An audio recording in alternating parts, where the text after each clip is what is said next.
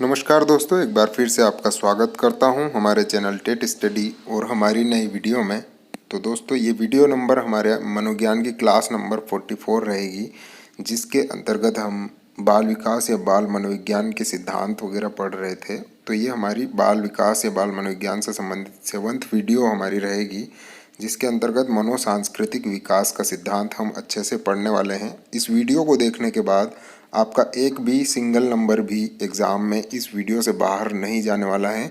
और अगर आप कोई सा भी शिक्षक भर्ती परीक्षा देने जा रहे हैं तो वहाँ पर 1 नंबर का क्वेश्चन जरूर से इस सिद्धांत से आपको देखने को जरूर मिल जाएगा।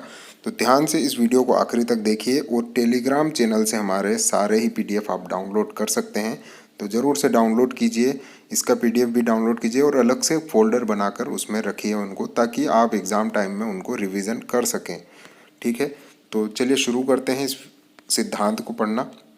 तो ध्यान से आखिरी तक पढ़िएगा, वीडियो पसंद आने पर ज़रूर से लाइक कीजिएगा। तो सबसे पहले हम इसके नाम देखेंगे यहाँ पर, क्योंकि एग्ज़ाम में कई सारे नाम देखे गए हैं।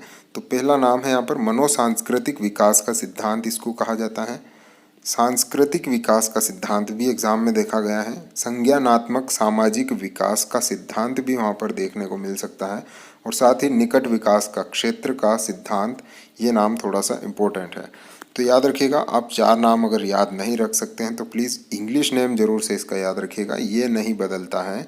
साइको कल्चर डेवलपमेंट थ्योरी इसको कहा जाता है अंग्रेज़ी में।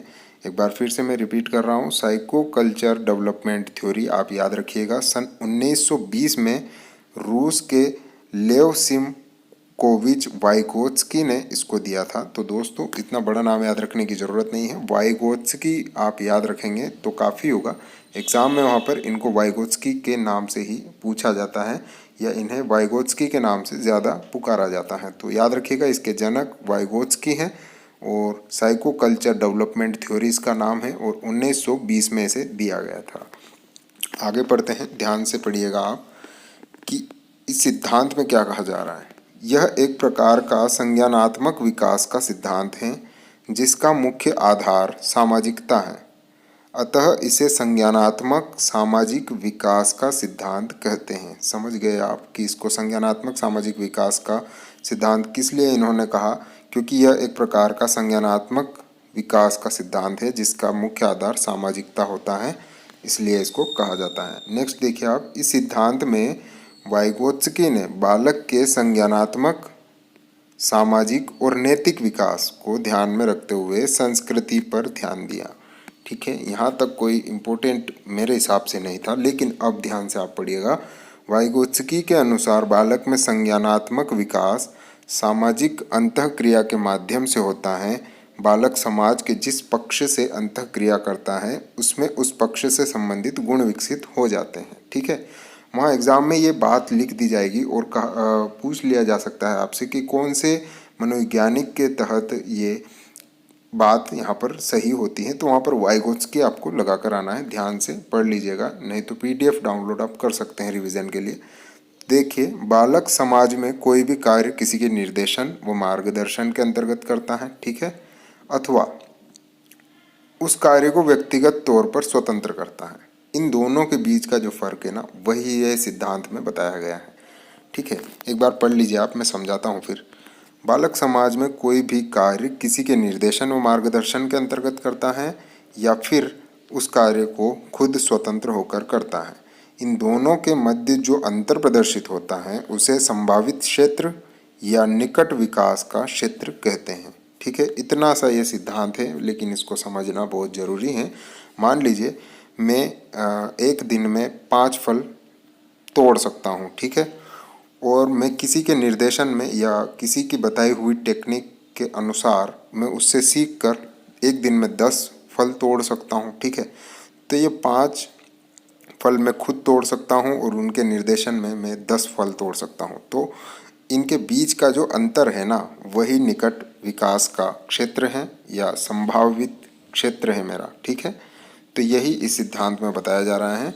अर्थात व्यक्ति की वास्तविक कार्य क्षमता एवं कार्यकारी क्षमता के बीच की दूरी को निकट विकास का क्षेत्र कहते हैं या ZPD कहते हैं। ठीक है, याद रखिएगा आप, ZPD वर्ड भी वहाँ पर आ सकता है।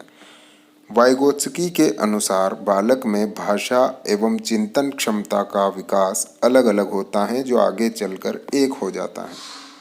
वाइगोत्स्की के अनुसार देखिए आप, भाषा केवल अभिव्यक्ति का माध्यम ही नहीं है, यह समाज में हमारे व्यवहार एवं व्यक्तित्व के निर्धारक हैं जो संज्ञानात्मक विकास का मुख्य आधार माना जाता है। ठीक है, वाइगोत्स्की ने भाषा के ऊपर भी यहाँ पर कुछ कहा है, तो याद रखिएगा। मनोसांस्कृतिक विकास के संप्रत्यय यहाँ पर देखिए आप, पहला है संज्ञानात्मक विकास अधिगम द्वारा ही संभव है, और दूसरा है संज्ञानात्मक विकास का मुख्य आधार संस्कृति है। तो यहाँ पर समझ गए आप, अधिगम और संस्कृति यहाँ पर कहा जा रहा है। तीसरा देखिए, संज्ञानात्मक विकास की कल्पना केवल अमूर्त चिंतन के आधार पर नहीं की जा सकती, बिल्कुल सही है। और चौथा, बालक में संज्ञानात्मक विकास सामाजिक अंतःक्रिया के माध्यम से होता है, बिल्कुल सही। निकट विकास के क्षेत्र का तात्पर्य व्यक्ति की कार्य क्षमताओं के अंतर से है। मेरे हिसाब से यहाँ पर ये आपको याद रखने योग्य बहुत जरूरी है कि फिर से आप समझ लीजिए, निकट विकास क्षेत्र यानी कि ZPD यानी कि संभाव्य क्षेत्र का तात्पर्य व्यक्ति की कार्य क्षमताओं के अंतर से है। एक कार्य क्षमता जो वो स्वयं करता है स्वतंत्र, उसको कोई सहायता नहीं करता है, और दूसरी है किसी अन्य की सहायता से वो कार्य करना। इन दोनों के बीच का जो अंतर है वही ZPD है, वही अपना निकट विकास का क्षेत्र है, वही संभावित क्षेत्र है। ठीक है, तो मेरे हिसाब से आप अच्छे से समझ गए होंगे। लास्ट में यहाँ पर वाइगोत्स्की खेल का महत्व समझाते हैं इस सिद्धांत में, तो वो भी देख लीजिए आप। संज्ञानात्मक विकास में खेल का विशेष महत्व है। खेल से बालक सर्वाधिक भावनात्मक विकास होता है बालक का। ठीक है, बिल्कुल सही बात है, खेल से बच्चे की भावनात्मक विकास बहुत ज़्यादा होता है, एवं ध्यान केंद्रित करने की क्षमता भी विकसित होती है जो संभावित क्षेत्र के विकास में सहायक है। बिल्कुल सही है। यहाँ पर खेल से मानसिक तनाव को दूर करके संभावित क्षेत्र को विकसित किया जा सकता है, तथा अर्थात निकट विकास के क्षेत्र का निर्माण हो सकता है जो लक्ष्य प्राप्ति में सहायक है। बिल्कुल सही है यहाँ पर। तो दोस्तों, इस सिद्धांत को जरूर से आप याद रखिएगा, आपको एग्जाम में जरूर देखने को ये मिल जाएगा। और वीडियो पसंद आई है तो प्लीज़ इसे लाइक कीजिए, दोस्तों के साथ शेयर कीजिए, चैनल को सब्सक्राइब नहीं किया है तो सब्सक्राइब कीजिए, और कमेंट करके ज़रूर से अपना फीडबैक दीजिए। साथ ही इस PDF को डाउनलोड करना ना भूलें, क्योंकि एक फ़ोल्डर में आप मेरे हिसाब से इनको रख लीजिए और एग्ज़ाम के टाइम पर आप इनको अच्छे से रिवाइज़न कर सकते हैं। मिलते हैं नेक्स्ट वीडियो में नैतिक विकास के सिद्धांत के साथ, तो बने रहिएगा हमारे साथ। जय हिंद, जय भारत।